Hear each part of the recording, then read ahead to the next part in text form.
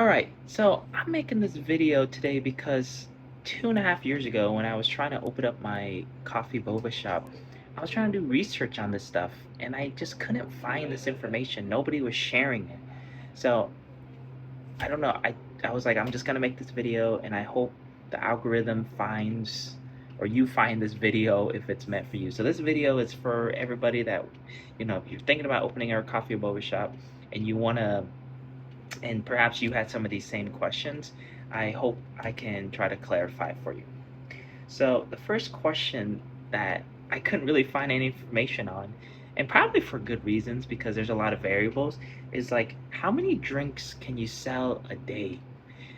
Okay, so before I tell you this, let me give you some context. The city that my shop is in, there's probably about 55,000 people. So that's the population, right? Obviously, if you live in a bigger city, these numbers might be different.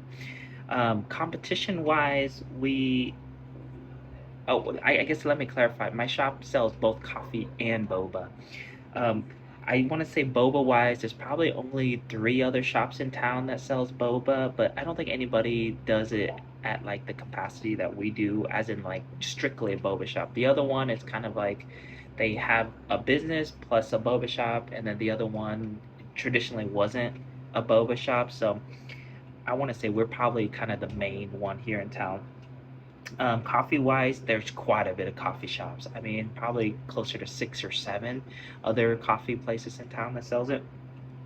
But okay, so given that information, we on average sell about 145 drinks a day. So if you take the total amount of drinks that I sold for last year and divided by obviously by the amount of days that we're open, that's what we average about 145 to 150 drinks. Um, oh, I forgot to mention, we are also open 7 days a week, and we're open roughly about 7 to 7. So, what is that, 12 hours? Yeah. Okay. I've also been in business for about 2.5 years. I don't have the stats for year number one. That was year number two, and we're on the half year for year number 2.5. So, know that. Shop size. I didn't know how big of a shop I needed. So we're actually on our second shop. Our first one, we've just basically outgrown it. But when we first started out, our shop was about 1,150 square feet. And really only, I want to say a third of it was for customer area, barista area, and then the other part of it was for storage and prep area and like where we clean and all that good stuff. So you really don't need that big of a shop. And the place that we were at, there was only maybe about 7 parking spaces. So honestly, you really don't need a big shop to get started. And we were doing really good volumes at that place as well. So I don't think you need that big of a shop to get started. Probably the smaller the better, honestly. All right.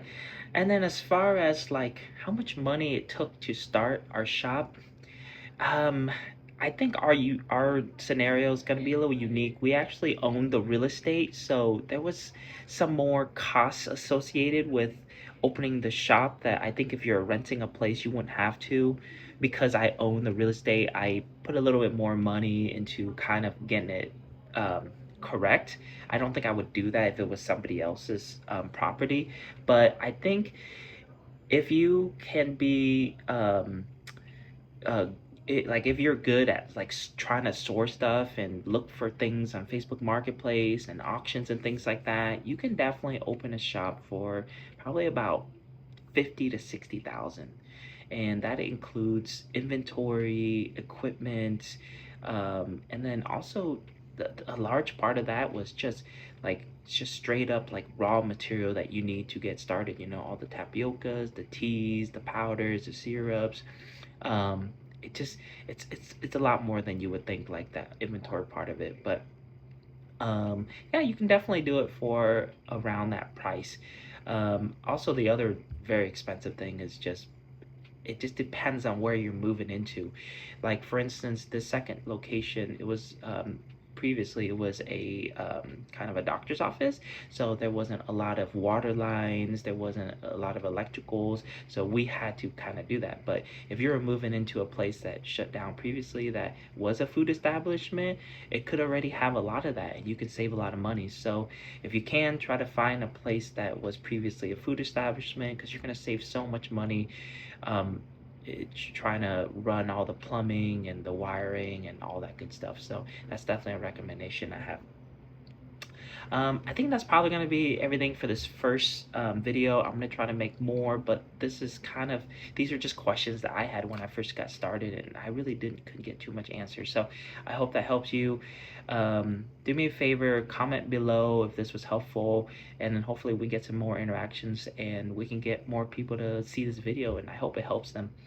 Um, I think I want to end this video by saying that if you've been considering opening a shop, definitely do your research to make sure that it's a viable business. But if you can, you totally should do it.